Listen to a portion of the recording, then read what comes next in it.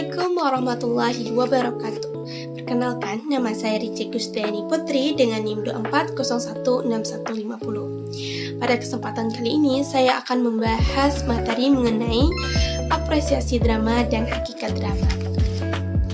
Secara umum, apresiasi drama adalah proses memahami, menikmati, dan menilai sebuah karya drama, baik secara dibaca maupun yang dipentaskan di atas panggung. Apresiasi drama tidak hanya sekedar menonton atau membaca, tetapi juga melibatkan penghayatan terhadap isi dan makna yang terkandung di dalam sebuah drama tersebut. Nah, selanjutnya kita masuk pada wilayah apresiasi drama. Wilayah apresiasi drama mencakup beberapa aspek yang saling berkaitan, karena drama memiliki dua bentuk utama, yaitu sebagai sastra tertulis dan sebagai seni pertunjukan. Wilayah drama yang pertama adalah drama sebagai sastra tertulis. Pada wilayah ini, drama diapresiasi sebagai karya tertulis yang memiliki unsur intrinsik sebagai karya sastra. Drama dibangun oleh unsur intrinsik yang membentuk cerita. Unsur intrinsik ini mencakup tema, alur, tokoh dan penokohan, amanat, dialog, serta latar. Analisis intrinsik ini membantu pembaca untuk mengidentifikasi simbol nilai moral, kritik sosial maupun pandangan hidup pengarang dalam cerita yang tersirat. Selanjutnya, wilayah kedua adalah pementasan. Pada tahap ini, drama dipahami sebagai seni pertunjukan yang bersifat kolaboratif karena melibatkan berbagai unsur pendukung secara bersamaan. Menurut Wiranto pada 2002, terdapat 9 unsur drama dalam pementasan, yaitu naskah, pemain, sutradara, tata rias, tata busana, tata panggung, tata lampu, tata suara, dan penonton.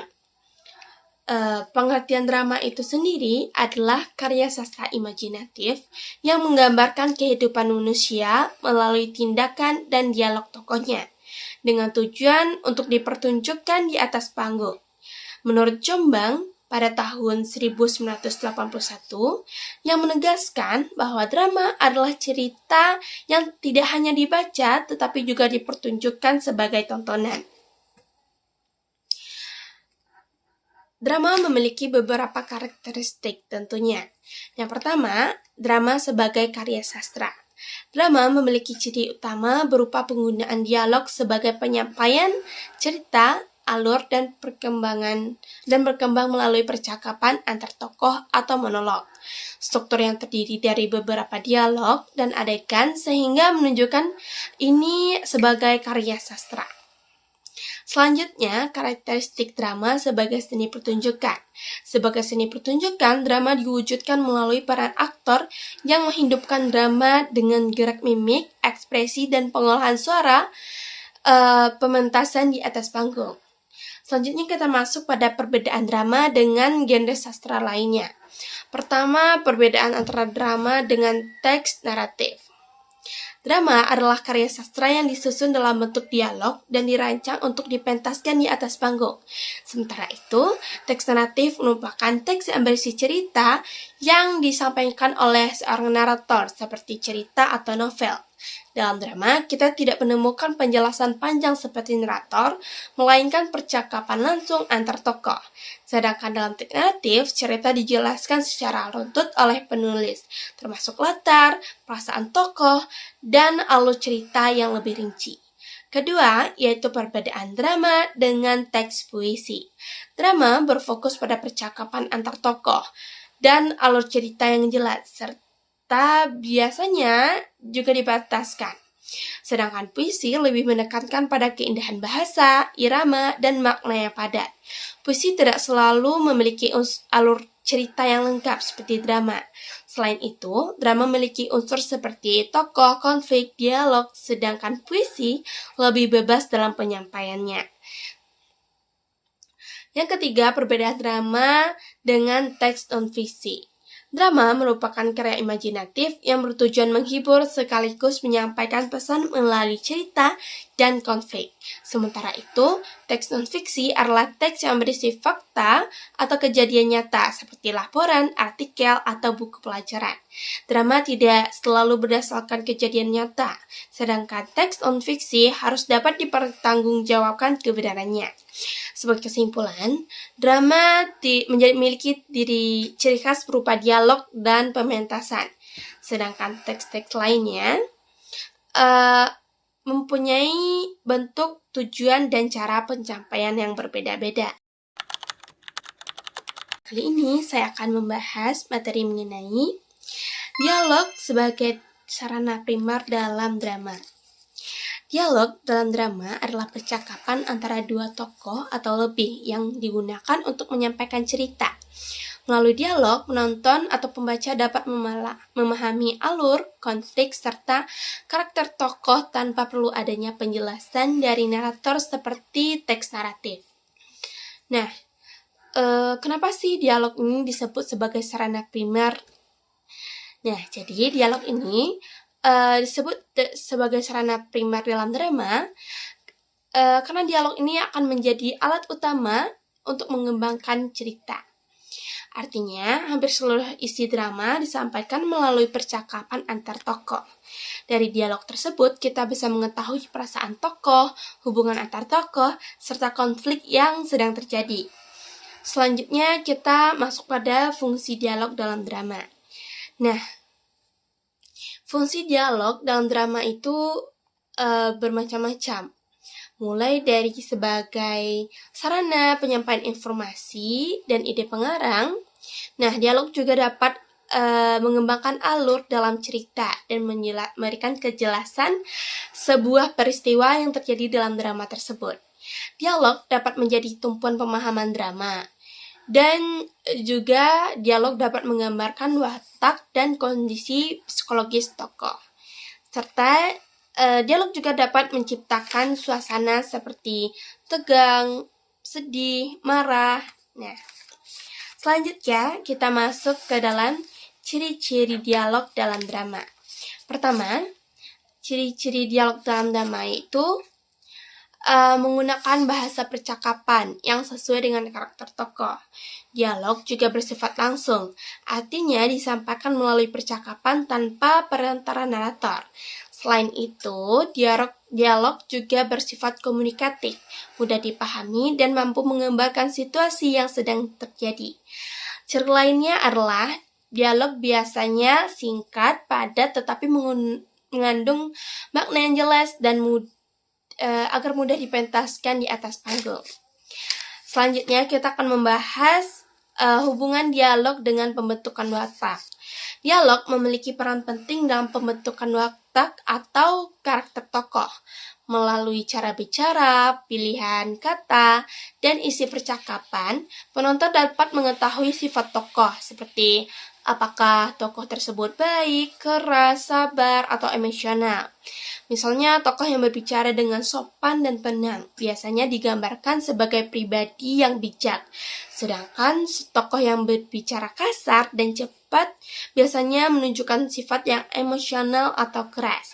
Jadi, tanpa perlu penjelasan langsung, watak tokoh dapat dilihat dari dialog yang mereka ucapkan. Ketiga, hubungan dialog dengan konflik. Dialog juga dapat berperan membangun konflik dalam drama. Konflik biasanya muncul dari perbedaan pendapat, keinginan, atau kepentingan antar tokoh yang ditunjukkan melalui percakapan. Melalui dialog, konflik dapat berkembang, memuncak, hingga akhirnya menemukan penyelesaian. Dialog yang kuat akan membuat konflik terasa lebih hidup dan menarik, sehingga penonton dapat ikut merasakan ketegangan cerita. Video kali ini saya akan membahas tentang perkembangan angkatan drama di Indonesia yang dimulai dari angkatan Balai Pustaka hingga angkatan reformasi. Pembahasan ini akan difokuskan pada latar belakang munculnya masing-masing angkatan, karya-karya terkenal, serta hal penting yang menjadi ciri khas setiap angkatan. Nah, diharapkan dengan memahami perkembangan ini, kita dapat melihat bagaimana drama di Indonesia terus berubah mengikuti kondisi zaman. Kita mulai dengan angkatan Balai Pustaka. yang muncul sekitar tahun 1920-an. Angkatan ini lahir pada masa penjajahan Belanda yang berada di bawah pengawasan pemerintahan kolonial. Pada masa itu, Balai Pustaka didirikan untuk mengontrol bacaan masyarakat agar tidak mengandung unsur yang bisa memicu perlawanan. Oleh karena itu, karya-karya yang dihasilkan cenderung aman dan tidak menyinggung pemerintah. Salah satu karya drama yang terkenal adalah Bebasari karya Rustam Effendi, yang sering dianggap sebagai salah satu drama puisi pertama di Indonesia. Nah, ciri khas angkatan ini adalah temanya yang sederhana, banyak yang mengandung pembahasan soal adat, kehidupan keluarga, dan nilai moral. Bahasa yang digunakan pada zaman ini juga cenderung baku dan terikat aturan. Nah, selanjutnya kita masuk pada angkatan pujangga baru pada tahun 1930-an. Angkatan ini muncul sebagai bentuk reaksi terhadap keterbatasan yang ada pada masa sebelumnya. Para sastrawan mulai memiliki semangat kebangsaan dan ingin mengekspresikan diri secara bebas. Salah satu karya yang terkenalnya adalah Sandika Laning Majapahit karya Sanusi Pane, yang mengangkat soal kejayaan masa lalu sebagai simbol kebangkitan bangsa. Pada masa ini, drama mulai berkembang, tidak hanya sebagai hiburan, tetapi juga sebagai media untuk menyampaikan gagasan dan pemikiran. Ciri khas pada masa ini yaitu penggunaan bahasa yang lebih puitis, serta tema yang lebih dalam, seperti nasionalisme, sejarah, dan filosofi kehidupan. Kemudian kita masuk pada angkatan 45 yang berkembang pada masa kemerdekaan Indonesia. Latar belakangnya yaitu suasana perjuangan yang membawa perubahan besar dalam kehidupan masyarakat. Para penulis drama mulai menggambarkan rutinitas kehidupan yang lebih jujur dan apa adanya. Karya pada masa ini bersifat realistis, menggambarkan penderitaan rakyat, konflik sosial, serta dampak dari perang. Contohnya adalah drama Keluarga Suryono, Angkatan Indrus, dan drama Titik-Titik Hitam, Angkatan Najjah Dasmin. Nah, bahasa digunakan pada drama ini lebih lugas, sederhana, dan langsung pada inti permasalahan, sehingga mudah dipahami oleh masyarakat luas. Berikutnya kita masuk pada angkatan 66 yang muncul setelah pergolakan politik pada tahun 1965. Nah, pada masa ini kondisi sosial politik Indonesia sedang tidak stabil, sehingga banyak seniman yang menggunakan drama sebagai sarana untuk menyampaikan kritik terhadap keadaan. Salah satu tokoh penting pada masa ini adalah Rendra, yang dikenal dengan gaya pementasan yang kuat dan penuh makna. Karya-karyanya seperti Bebop dan Mastodon dan para burung kondor menunjukkan bentuk drama yang lebih bebas dan eksperimental. Nah, pada angkatan ini, drama tidak hanya berfungsi sebagai hiburan, tetapi juga alat refleksi sosial dan bahkan juga sebagai perlawanan terhadap ketidakadilan. Selanjutnya masuk pada angkatan 70 hingga 90 yang sering disebut sebagai era drama modern.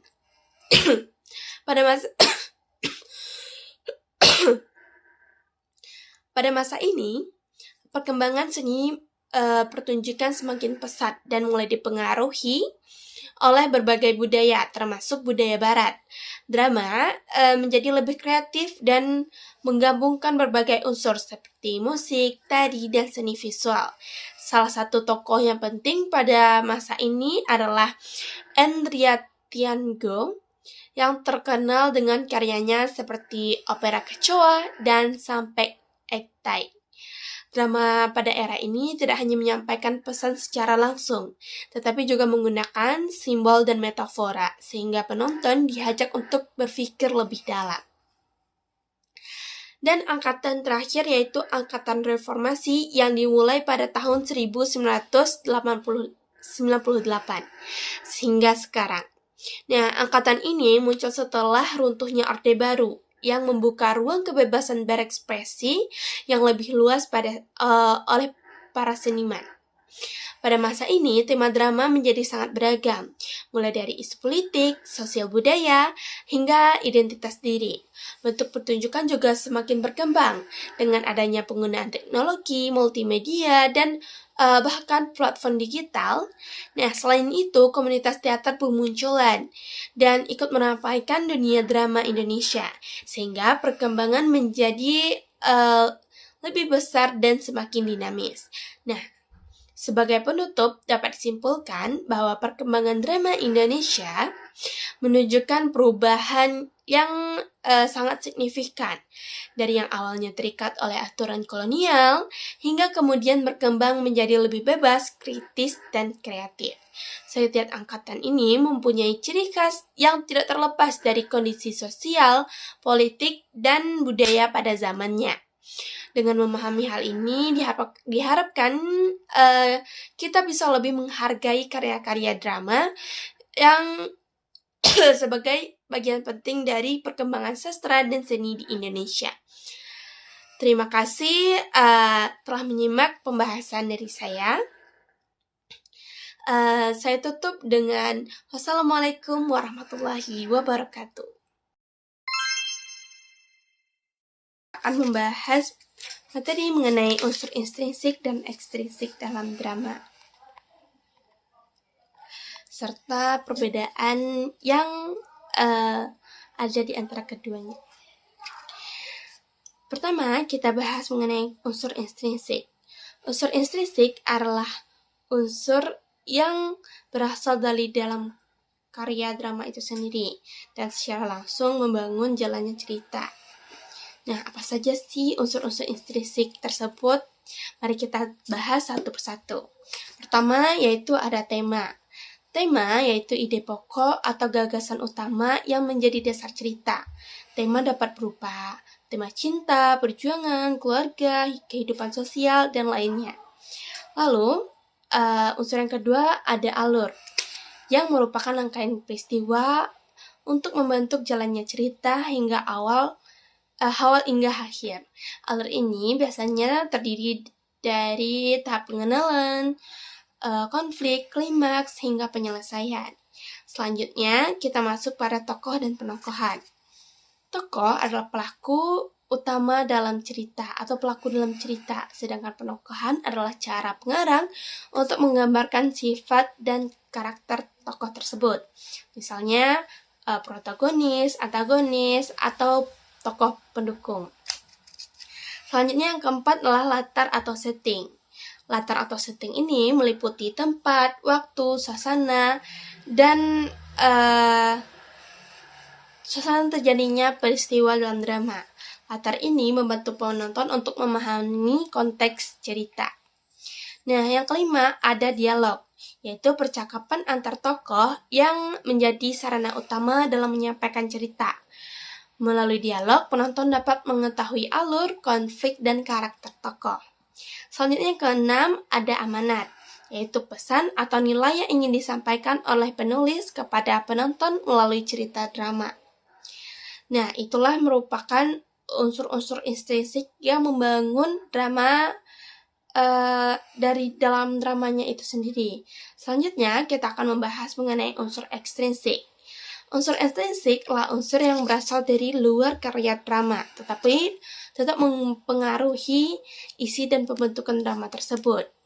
Unsur intrinsik itu ada yang pertama itu latar belakang penulis. Hal ini mencakup pengalaman hidup, pendidikan, dan kondisi psikologis penulis. Semua ini dapat mempengaruhi cara penulis menyusun cerita dan menyampaikan pesan yang ingin ia sampaikan. Selanjutnya, kondisi sosial masyarakat. Keadaan sosial di lingkungan penulis seperti kebiasaan, norma, masalah sosial seringkali tercermin dalam drama tersebut. Dan yang ketiga yaitu kondisi budaya. Nilai-nilai budaya, adat istiadat, dan tradisi cenderung mempengaruhi isi drama tersebut, terutama dalam penentuan latar dan perilaku tokoh. Selanjutnya, kondisi ekonomi. Keadaan ekonomi masyarakat juga dapat mempengaruhi tema cerita, misalnya tentang kemiskinan, kesenjangan sosial, atau perjuangan hidup. Dan yang kelima adalah kondisi politik, yaitu situasi politik di masa tertentu. Nah, ini juga dapat memberikan pengaruh besar dalam drama, yaitu misalnya kita mengangkat tema mengenai kekuasaan, keadilan, kritik terhadap pemerintah. Nah, unsur ini juga sangat mempengaruhi. Lalu kita akan membahas mengenai perbedaan antara unsur intrinsik dan ekstrinsik yang terletak pada sumbernya. Unsur intrinsik berasal dari dalam karya yang langsung membangun cerita. Dan sedangkan unsur ekstrinsik berasal dari luar karya tetapi tetap mempengaruhi makna drama. Sebagai kesimpulan, unsur intrinsik ini dan unsur ekstrinsiknya juga sama-sama penting dalam memahami sebuah drama secara utuh. Unsur intrinsik membantu kita memahami struktur cerita, sedangkan struktur ekstrinsik membantu kita memahami latar belakang dan makna drama secara lebih dalam. Sekian penyampaian dari saya. Wassalamualaikum warahmatullahi wabarakatuh. Menjelaskan tentang berbagai pendekatan di dalam analisis naskah drama. Pendekatan ini sangat penting karena membantu kita memahami sebuah drama secara lebih mendalam dan tidak hanya dari ceritanya saja, tetapi juga dari hubungan kehidupan nyata, penulis, hingga dampaknya bagi penonton. Pendekatan yang akan saya bahas meliputi pendekatan mimesis, objektif, ekspresif, dan pragmatik. Nah, langsung saja kita masuk pada pendekatan yang pertama, yaitu pendekatan mimesis. Pendekatan mimesis adalah pendekatan yang memandang bahwa karya sastra sebuah tiruan atau cerminan dari kehidupan nyata. Artinya, drama dianggap sebagai representasi dari realitas yang terjadi di masyarakat. Dalam pendekatan ini, sebuah karya tidak hanya berdiri sendiri, tetapi juga memiliki kaitan erat dengan kondisi sosial, budaya, dan kehidupan manusia. Pengertian pendekatan mimesis adalah bahwa isi drama mencerminkan kehidupan nyata, baik dari segi peristiwa, konflik, maupun karakter tokohnya. Drama seringkali mengambil inspirasi dari kejadian nyata atau kejadian yang benar-benar terjadi dalam kehidupan masyarakatnya. Ciri-ciri pendekatan mimesis ini antara lain, yang pertama, ceritanya terasa realistis. Tokoh-tokoh yang dicerminkan manusia dalam kehidupan sehari-hari serta konfliknya yang dekat dengan pengalaman masyarakat. Selain itu, latar cerita biasanya juga menggambarkan kondisi sosial tertentu. Nah, analisis dengan pendekatan mimesis ini adalah dengan membandingkan isi drama dengan kenyataan yang ada di dunia nyata. Misalnya kita melihat apakah sebuah konflik dalam drama sesuai dengan masalah sosial di masyarakat, atau apakah tokoh-tokohnya menggambarkan karakter manusia yang nyata. Dengan cara ini, kita dapat memahami sejauh mana drama tersebut memrefleksikan kehidupan. Dan yang kedua, masuk pada pendekatan objektif. Pendekatan objektif adalah pendekatan yang menitikberatkan pada karya itu sendiri sebagai objek analisis, tanpa melibatkan faktor luar seperti penulis atau pembaca. Pendekatan ini menganggap bahwa makna dalam sebuah drama dapat ditemukan dalam struktur karya tersebut. Nah, pendekatan objektif ini meyakinkan bahwa analisis dilakukan dengan fokus pada unsur intrinsik drama seperti tema, alur, penokohan, latar, dan amanat lainnya. Nah, ciri-ciri pendekatan objektif ini adalah fokusnya pada struktur internal karya dan tidak mengaitkan dengan latar belakang penulis. Dan juga tidak memperhatikan reaksi pembaca atau penonton. Semua penilaian didasarkan pada apa yang ada dalam teks drama itu sendiri. Nah, analisisnya dengan mengkaji setiap struktur intrinsik secara rinci. Misalnya, bagaimana alur cerita disusun dari awal hingga akhir, bagaimana tokoh dikembangkan, bagaimana konflik muncul dan diselesaikan, serta bagaimana dialog digunakan untuk memperkuat cerita. Pendekatan ini sangat sistematis dan sering digunakan dalam analisis formal karya sastra. Selanjutnya, kita masuk pada pendekatan ekspresif. Pendekatan ekspresif adalah pendekatan yang melihat karya sastra sebagai hasil ekspresi atau ungkapan jiwa pengarang. Dalam pendekatan ini, drama dipandang sebagai cerminan perasaan, pikiran, dan pengalaman hidup penulis. Artinya, pendekatan ekspresif ini menitik beratkan bahwa drama tidak bisa lepas dari penulisnya, karena isi karya tersebut merupakan hasil dari pengalaman dan latar belakang pengarang. Ciri-cirinya meliputi menganggap bahwa karya sebagai curahan perasaan atau pemikiran penulis, serta ada hubungan antara isi karya dengan kehidupan pribadi pengarang. Nah, analisisnya dengan mengaitkan isi drama dengan latar belakang penulis. Misalnya kita melihat apakah pengalaman hidup penulis mempengaruhi cerita, atau bagaimana kondisi psikologis penulis tercermin dalam tokoh atau konflik yang ada di dalam drama. Pendekatan ini membantu kita memahami makna karya dari sudut pandang pengarang. Selanjutnya, pendekatan terakhir yaitu pendekatan pragmatik. Pendekatan pragmatik adalah pendekatan yang berfokus pada pembaca atau penonton, serta dampak yang ditimbulkan oleh karya sastra tersebut. Pendekatan ini menilai sejauh mana sebuah drama memberikan manfaat atau pengaruh bagi penikmatnya. Pendekatan memantik ini menekankan bahwa nilai sebuah drama ditentukan oleh efek yang ditimbulkan, seperti memberikan hiburan, pendidikan, atau pesan moral. Nah, ciri-ciri pendekatan pragmatik ini adalah berfokus pada pembaca atau penonton, menilai pengaruh karya terhadap mereka, dan memperhatikan nilai guna dari karya tersebut.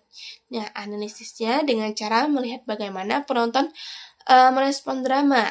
Misalnya, apakah drama tersebut mampu menghibur, memberikan pelajaran hidup, atau membangkitkan emosi, dan bahkan mengubah cara pandang penonton terhadap suatu masalah.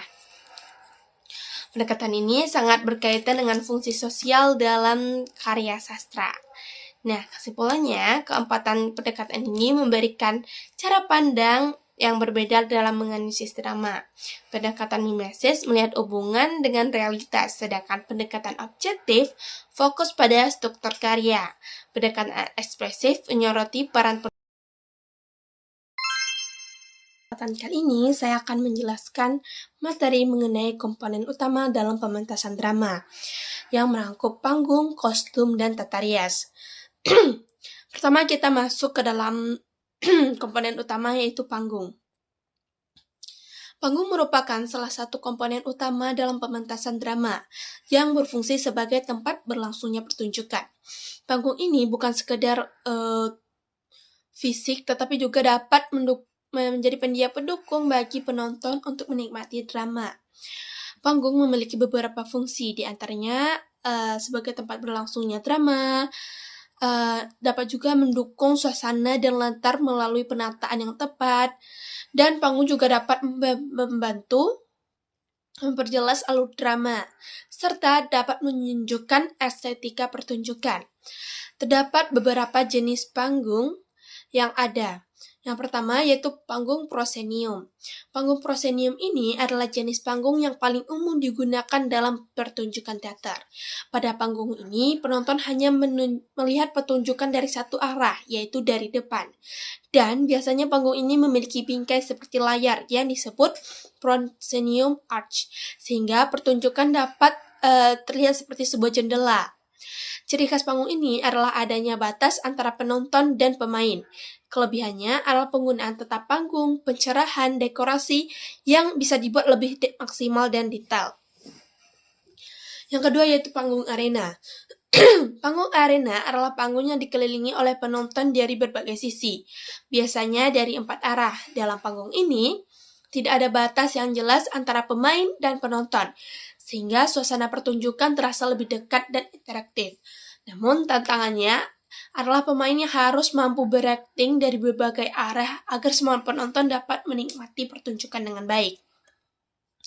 Yang ketiga yaitu panggung trash. Panggung trash ini adalah panggung yang menjorok ke arah penonton. Pada jenis ini, penonton berada di 3 sisi panggung, yaitu di depan, kiri, dan kanan. Panggung ini merupakan perpaduan antara panggung proscenium dan arena. Keunggulannya adalah kedekatan antara pemain dan penonton yang tetap terjaga. Tetapi, peraturan panggung ini masih bisa dikontrol dengan cukup baik. Dan yang keempat yaitu panggung fleksibel. Panggung fleksibel adalah panggung yang dapat diubah-ubah bentuknya sesuai dengan kebutuhan penonton. Penataan tempat duduk penonton dan posisi panggung bisa disesuaikan, sehingga memberikan kebebasan bagi sutradara dan tim produksi untuk berkreasi. Panggung ini biasanya digunakan dalam pertunjukan modern yang membutuhkan konsep yang unik dan tidak terbatas. Lalu selanjutnya kita masuk ke dalam kostum.